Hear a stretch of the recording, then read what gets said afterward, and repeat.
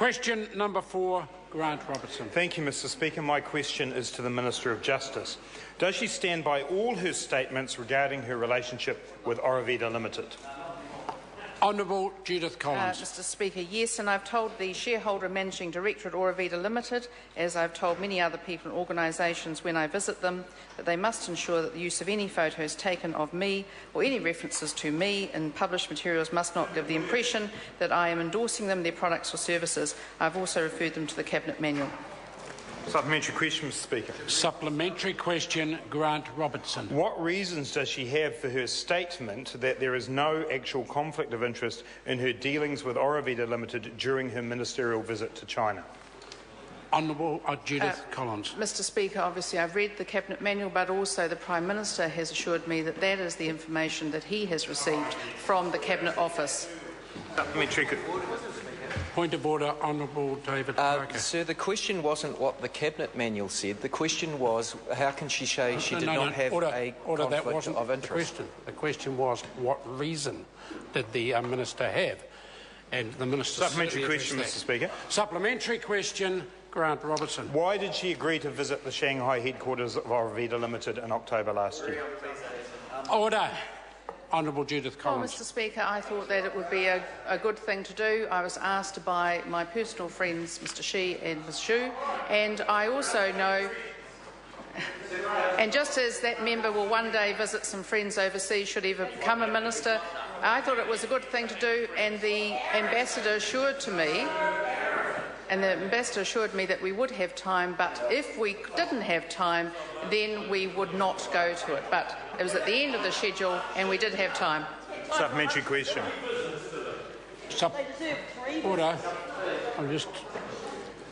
Supplementary question, Grant Robertson. In light of section 2.62 of the Cabinet Manual that says, quote, a conflict may arise if people such as a minister's family, whānau or close associates might be derive or be perceived to derive some personal, financial or other benefit from a decision or action by the minister, does she believe that her good friends, the directors of Oravida Ltd, would have benefited from her coming and being part of a photo opportunity at the Shanghai headquarters of their firm?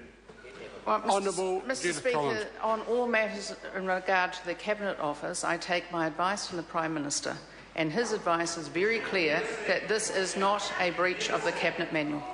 Supplementary question, Mr. Speaker. Supplementary question, Grant Robertson. In the last 2 years, what other benefits or gifts has she received from Oravida New Zealand Limited? Honourable Judith Collins. Mr Speaker, if I've received any gifts that should be declared in the pecuniary interest, then they will register than they would have been. Really? Supplementary question. Supplementary. Grant Robertson. Supplementary question. Supplementary question, Grant Robertson. Given the statement of Oravida Director Julia Zhu on TVNZ's Q&A programme in September 2013, quote, we as an operator are still needing to provide lab tests for each batch of milk that we ship into China to CIQ that our milk is free of contamination. Can she see why a dinner with her, the chairman of Oravida, and a Chinese border control official might give rise to a conflict of interest?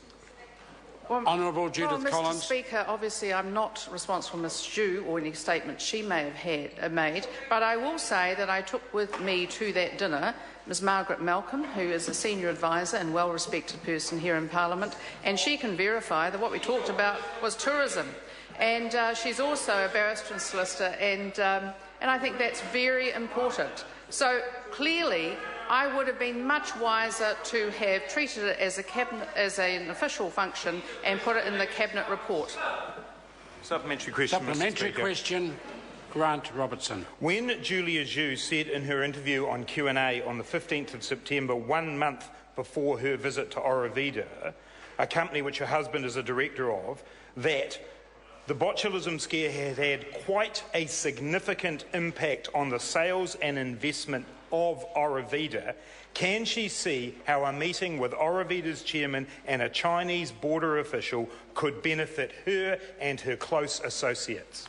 Honourable Judith Collins. Well, Mr Speaker, if it weren't for the fact that the border official is a very close friend of Mr Shi, I can see why that member might want to perceive that. But that's why I've said I should have been much more careful about that, and I wasn't. However, and for that I have apologised unreservedly. Question number 5, Julie Ann Genter. Thank you, Mr Speaker. Order.